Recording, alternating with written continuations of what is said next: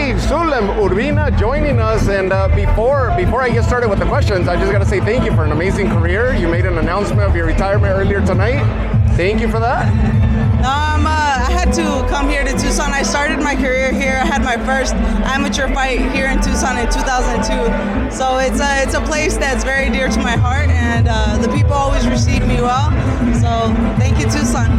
It's something that it's the first time I have you on the channel that I've had the pleasure of interviewing you. Maybe the second. I think I had like a reel years ago. Yeah. But I would always ask you off the mic, how come you're not fighting here in Tucson? And you told me an anecdote a while back. You're like, I've actually never fought in Arizona aside from your amateur, right? Yeah, aside from the amateurs, I never got to fight here at home.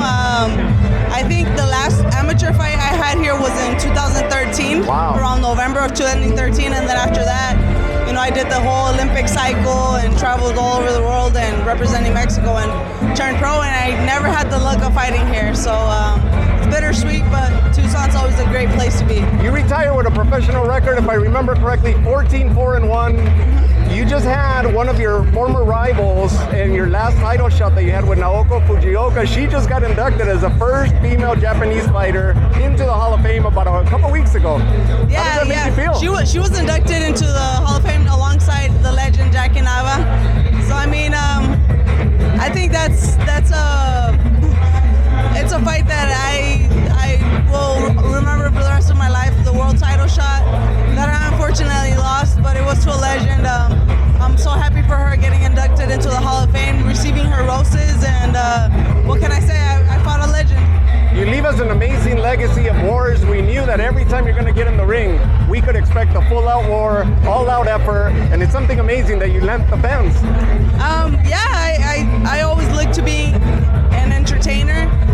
I think I love the sport. I'm always going to be around it one way or another, whether it's helping in the amateur boxing gym, helping doing amateur events, or maybe later on managing. You never know. It's a love that I have for boxing that will never leave me. I just don't feel like training that hard anymore. I like hearing that you're saying that you're still going to be involved with the sport. You have a lot of knowledge, from the amateur days to the Olympic pedigree that you bring to the table, your professional pedigree. So a lot of knowledge that you don't want to sit on, right? Yeah, I think when I came up, I really didn't have anybody to help me, learn a lot of little things, like how to put my hair inside a headgear for sparring, all those little things. I had to, do all that on my own. So now that I have little girls in the gym, I like being that person, tell them, hey, this is how you do it. Give them little pointers here and there, and chances are, whatever they're going through, I've been there. So I love sharing, helping, giving back in a sense, and I'm always going to be around for that. The other amount of knowledge that you've gained is business-wise, right? A lot of the young fighters don't understand the business, and it's a lot different than just boxing, right? The business is a whole other monster to understand. Exactly. The business part of it is one thing I can say to a fighter.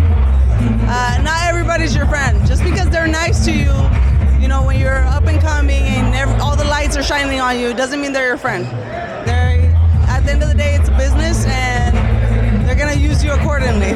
While you're bright and shiny, they're gonna be there, and once all that wears out, tables turn. So stay alert, be smart, look out for yourself, because at the end of the day, that's all you have, yourself.